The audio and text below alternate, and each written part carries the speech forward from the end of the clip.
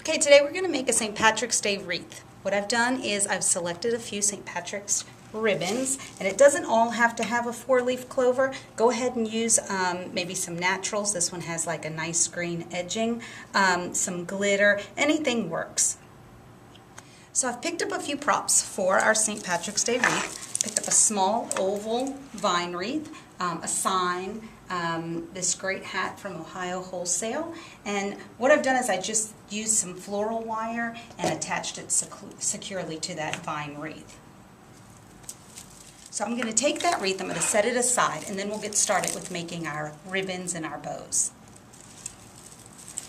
Okay, so we're going to take your ribbon, we're going to take about maybe 10 inches and go ahead and cut a few strips of each ribbon that you want to use. So take one of each and pinch them together in the center, and we're going to make these little flares.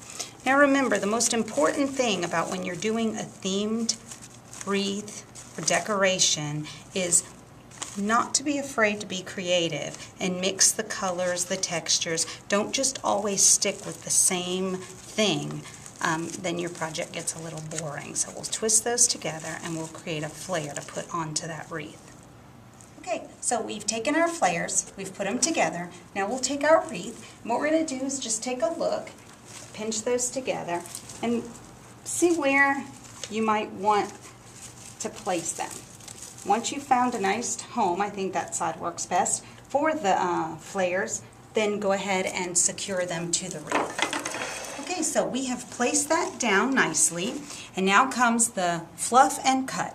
What you want to do is you want to take your ribbons and fluff them so that we get full visual of the ribbon. We don't want any twisted. We really want to appreciate all the glitter and the 4-leaf clover as well as the naturals. Then we're going to take our scissors and remember to cut at an angle.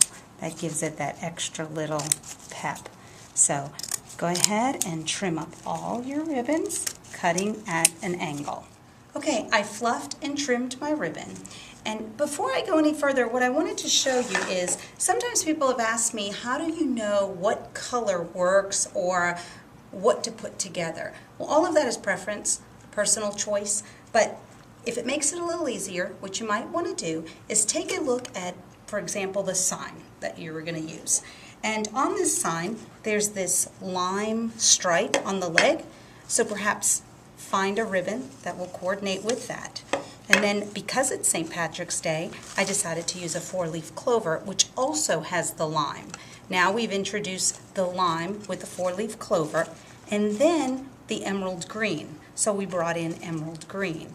When looking at the hat, we have quite a few natural colors working, so we went ahead and coordinate the natural edging in green to coordinate with your lime, your emerald. So now all of these colors work together, and it works with the items that we've placed on the wreath. Okay, so I think what I'm going to do is I'm going to make just a couple of loops.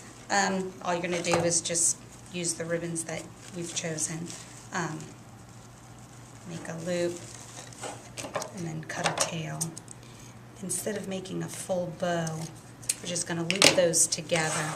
And I think that might work nicely, like right here, leaving these flaring out. So as you saw, I just did a couple of loops and then maybe bring in a smaller naturals, so not to overwhelm the wreath. So we'll go ahead and put that in there as well, and see how that works. I've picked up these little 4-leaf clover picks that we can actually have popping out of there, and I think that'll look nice. So just go ahead and work on those loops, and we're going to fill that in right there.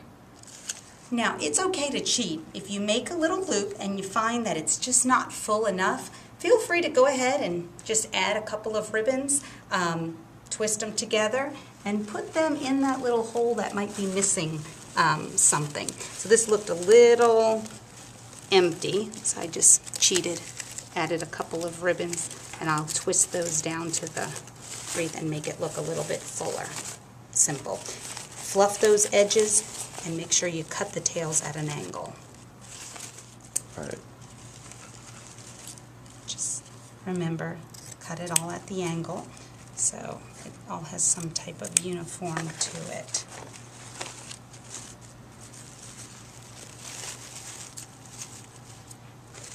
Okay.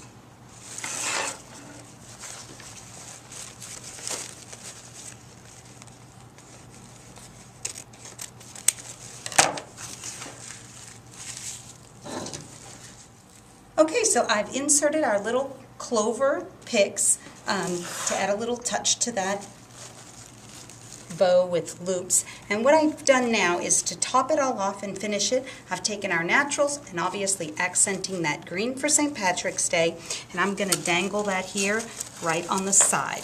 The more ribbon the better. It's what brings our projects to life. So let's twist that around to finish off our St. Patrick's Day wreath. And remember,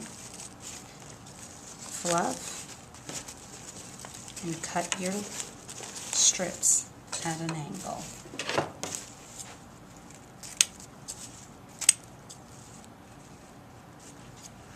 Sometimes you might want to check your ribbons to make sure they're secure. The wire will hold it depending on your wreath, and some vine wreaths, the branches are a little brittle, so you may want to use your hot glue gun just to secure it. Just a few little daubles will do the trick, and that will hold it in place so that it doesn't start moving around too freely. We want to make sure that we don't lose our ribbons in case we put it on our door and some wind might come by. You just use a little dauble of hot glue. I did that as well with these. I just kind of put a little dauble and it'll attach itself to the ribbon itself.